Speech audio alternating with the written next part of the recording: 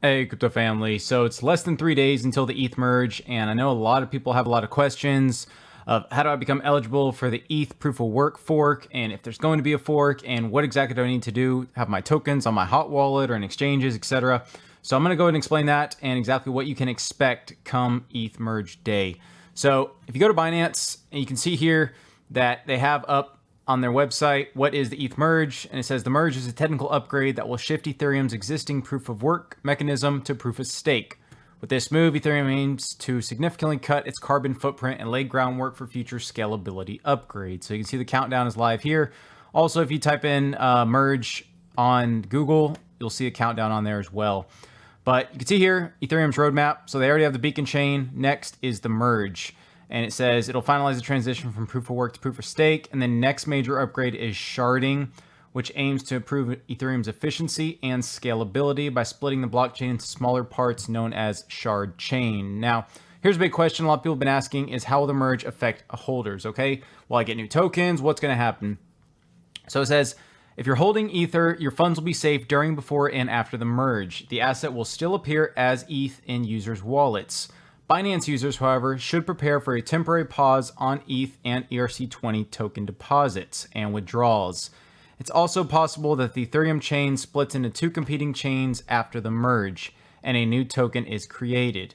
In the case of such fork, Binance will credit the Ethereum's proof-of-stake chain with the ETH ticker.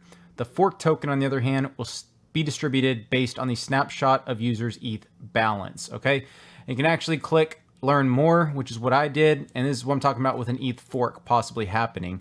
Now it says the impending merge is set to tentatively replace Ethereum's mainnet with the beacon chain, a number of sharded chains in September 2022.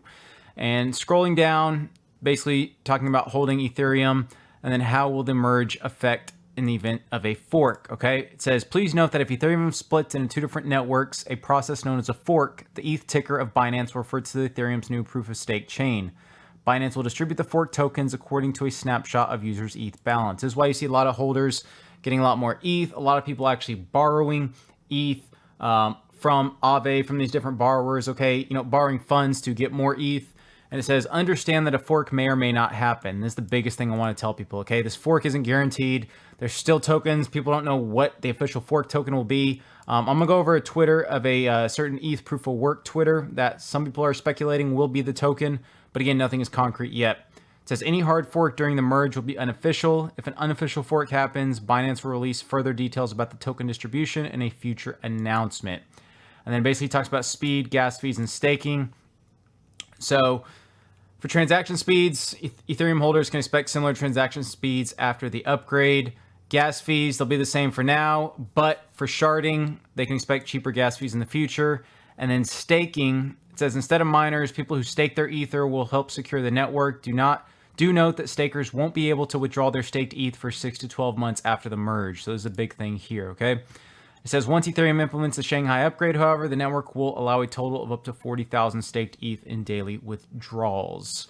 So yeah, a lot of stuff going on, but long story short, if you have Ethereum on the Binance website, then they will basically give you the fork token if it does happen, and they'll cover those details in a later date after the merge, okay? Now, I was talking about a possible proof of work coin. Now, here if you go to @Ethereum POW, proof of work, then this is a unofficial token that will be the fourth token. It says Ethereum proof of work is the original Ethereum powered by proof of work, while Ethereum Foundation insists on a proof of stake fork. So again, same thing that's going on with like the BTC Core and the different BTC forks afterwards, right?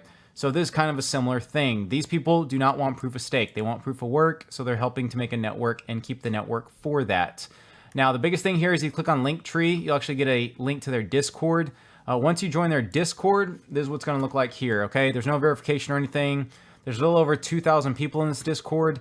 There's no boosts in it, again, depending on that validity, if you think that holds any validation for Discords to have boosts. But basically, they're talking about some big things here, and they had an announcement not too long ago. It says, mining pools and miners who run their own full nodes, please DM us here or on Discord Telegram. We'll try our best to provide full node data and final code directly to your team at the earliest time. So again, supposedly this is going to be the token. I'm still skeptical, but a lot of people are acquiring ETH in anticipation that there will be a fork. They will get free airdrop tokens and they'll make a lot of money from it. Now, one of the things I want to talk about in relation when I mentioned Aave and a lot of other borrowing platforms is you can see they are pausing borrowing, okay? It says here they retweeted, Aave to pause ETH borrowing and more lending protocols will follow. Withdraw your ETH to your own wallet, okay? And that was from Aave, and then I think Compound Finance eventually...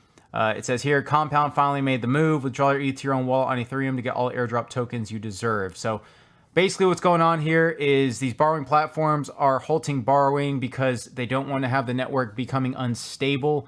Basically, if a lot of people are borrowing tokens or borrowing extra funds to buy ETH tokens, then at that point, if Ethereum collapses, it declines in price, and they aren't able to repay the amount that they borrowed, then it could have a collapse of the market, okay, as previously seen with a couple other platforms. So they're trying to get ahead of that, and that's one of the biggest things right now you need to consider.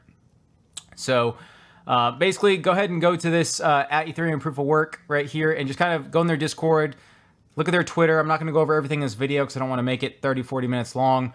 But basically, they talk about some different things to expect, holding your own tokens on your exchanges so that you can get, or in your own wallet, so that you can get the tokens airdropped to you or through the fork if it does happen, okay? So again, a lot of this stuff is still unofficial with this POW fork, if it's going to happen or not on the merge date, if they're behind schedule or not. So just wanted to bring this up to everyone's attention so you're aware of it, aware of what's going on with this ETH merge, why there's so much hype behind it, because people want to get free tokens. And again, if who knows what Ethereum's going to do, right? Ethereum could rise from here after the merge, or it could fall, right? It could be a big sell the news event, and that's what everyone's speculating on. If it does end up basically climbing after the merge, then I'm looking at about 2,300 for Ethereum for the price. That's where the big resistance is. And then if it does climb, I'm looking at about 1,400, 1,420. That's where we had some big support before. So, but again, always be careful around this. There's going to be a lot of volatility on merge day. Be ready for it. Don't be over leveraged one way or the other. And again, never invest money you can never afford to lose. So if you have any questions about this video, please go ahead and leave them in the comments below. If you liked it, please give it a like. I really appreciate it. And if any subscribers, if you're not subscribed, please subscribe. Appreciate all my subscribers and viewers. Thanks so much for watching. Until next time.